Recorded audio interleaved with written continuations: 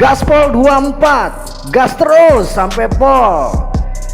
Oke sob, lo mau tahu nggak kenapa sih kita harus coblos dan pilih Triadianto dan Haris Bobiho pada Pilkada 2024? 27 November nanti kita wajib pilih Triadianto.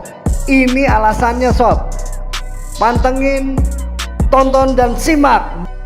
Jadi yang pertama bahwa tentunya beliau incumbent, walaupun incumbentnya hanya beberapa tahun ya.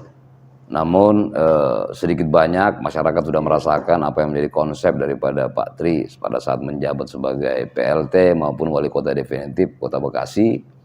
Ya kan sudah dibuktikan, ya kan banyak pembangunan yang selama ini terbengkalai dilanjutkan oleh beliau seperti taman-taman bermain warga di setiap lingkungan RW itu pelan-pelan dilakukan sama beliau. Nah itulah kenapa karena Pak Tri inginkan bahwa masyarakat itu bisa menjadi tuan rumah di wilayahnya sendiri.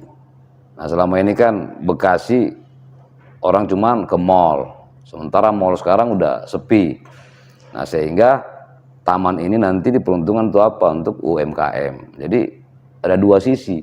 Selain taman ada UMKM-nya, ada retribusi untuk ke PAD dan kemudian juga masyarakat diuntungkan karena tidak terlalu jauh dan pedagang UMKM juga tentunya diuntungkan. Jadi saling mengikat lah satu sama lain. Itu salah satu program yang kemudian menjadi kenapa warga harus memilih Pak Tri.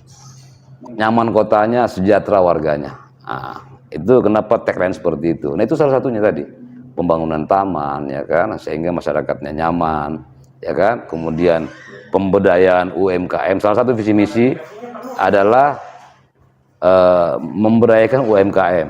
Jadi kita harus tahu bahwa UMKM di Kota Bekasi ini ada 200.000 lebih. Setelah zaman Covid itu naik signifikan dan ini masih eksis sampai sekarang. Sehingga salah satu visi misi unggulannya Pak Tri yang namanya Sabta program ya adalah UMKM. Bagaimana UMKM ini nanti dilakukan subsidi silang. Artinya bapak angkat. Kita punya 1000-an industri di Kota Bekasi ini nanti menjadi bapak angkat UMKM.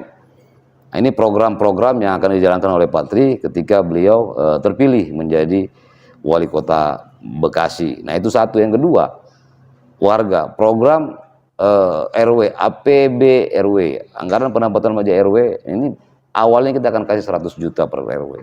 Nanti kita lihat ke depan, ketika memang ini kemudian bagus ya, maka program APBD RW ini akan kita tingkatkan.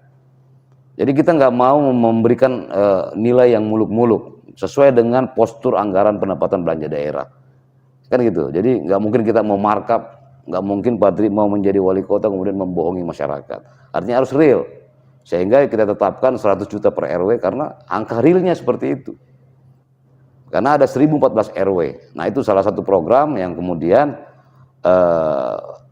biar masyarakatnya nyaman, warganya sejahtera.